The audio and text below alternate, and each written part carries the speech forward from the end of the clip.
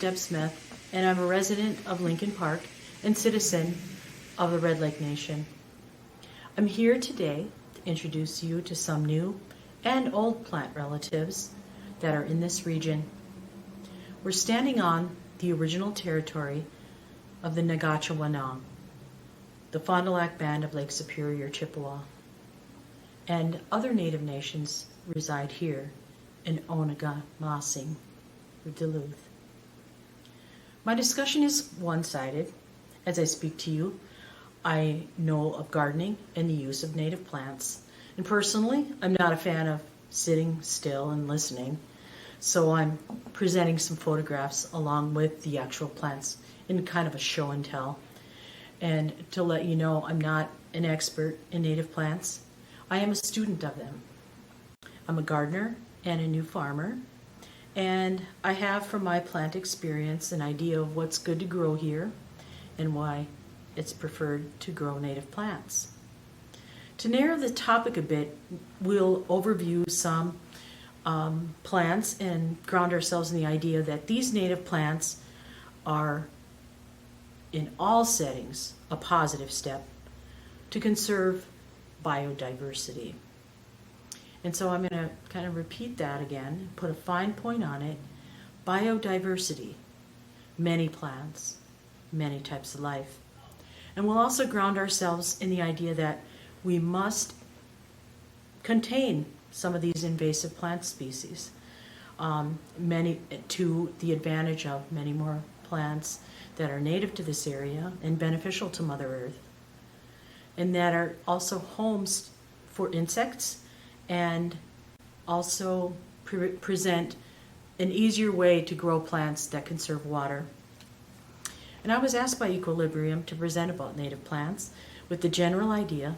It's a really big topic because we're talking about plants in all forms: bulbs, trees, seeds, shrubs, flowers, and roots, and we can't cover them all today. But we can see what kind of plants that are right in our neighborhood, right here in Minnesota. But I want to talk about one of my most favorite Minnesota native plants, and that is the Minnesota state flower, the lady slipper. It's rare, it's wonderful, and it's seen most often on state license plates. The lady slipper flowers from early June to mid-July, and it flowers best in bright sunlight, although will grow in semi-shaded areas. In its first year, this orchid grows only as tall as a pencil point. And each year, the lady slipper produces about 500,000 seeds, which are really the consistency and tiny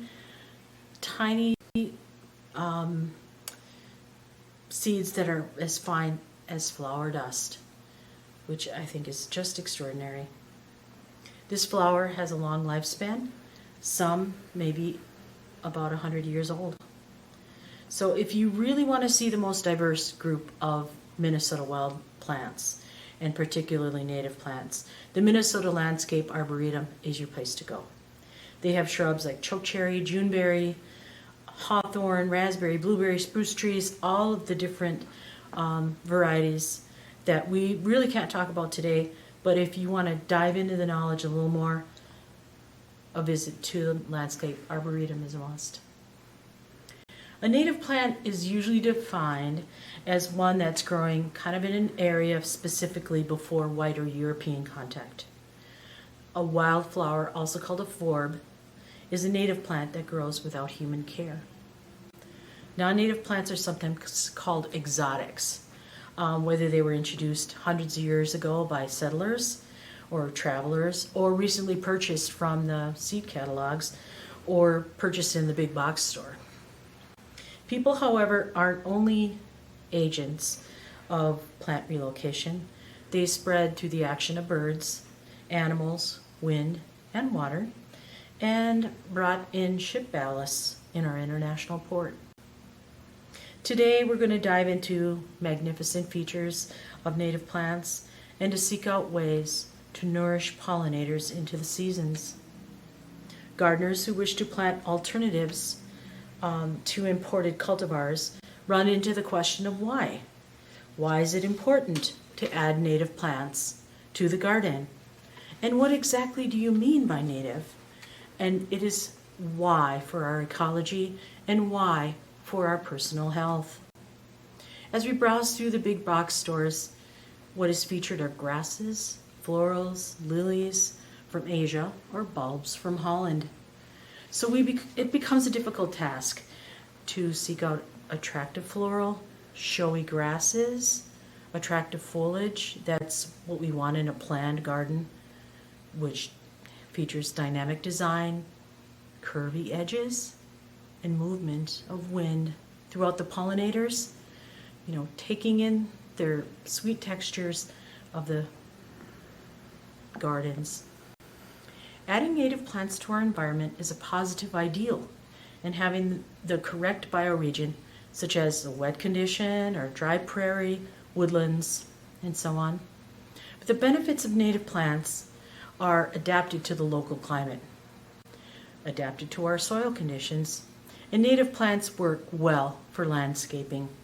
Once established, they use less water, so conservation landscape is the right condition for native plantings.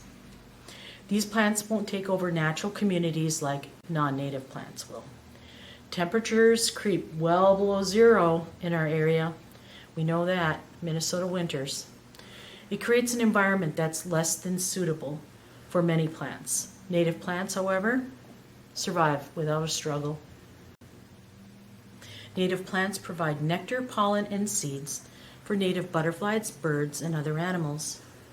And I want to focus on one of my favorite plants, my plant relative, the coneflower. There are 9 known species of Echinacea, all of which are native to North America. They are used by us, that is, the Native Americans of the Great Plains, in traditional medicine. The flower and leaves are tea, and the center, seeds for bird food, if gardeners leave the plants and not cut them back in the fall. So when we consider our bioregion, we have to take in consideration Lake Superior, the largest, purest freshwater in the Western Hemisphere. It's in need of protection. Its ecology and watershed from being ravaged by modern-day development and urbanization. Planting native plants decreases the runoff and pollution from the lake.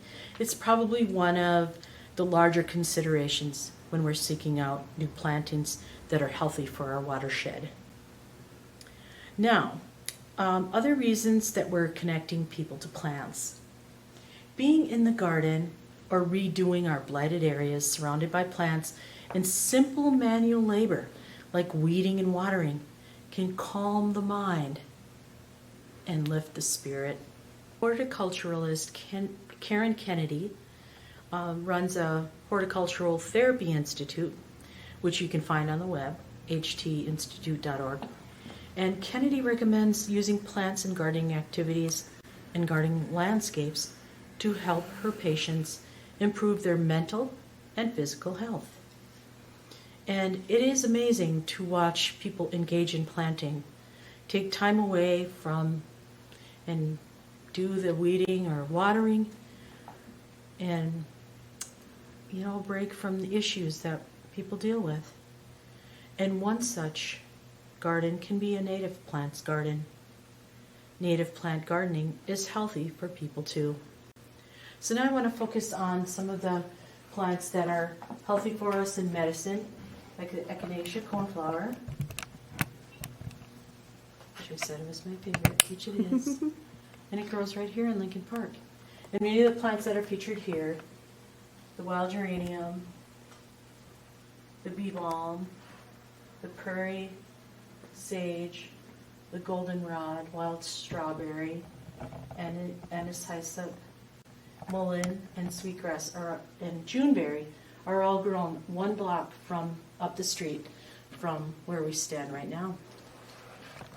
We've also featured many of photographs of plants that can be brought into use here in Lincoln Park, like the cardinal flower, which really attracts a lot of bees and butterflies, the butterfly milkweed, which is really known to attract the butterfly and butterfly moths, and others that are shown here. Some that are real fun are the oxeye sunflower type plants, maiden hair fern, which really grows in the shade, and one that's from right off the street, the bee balm.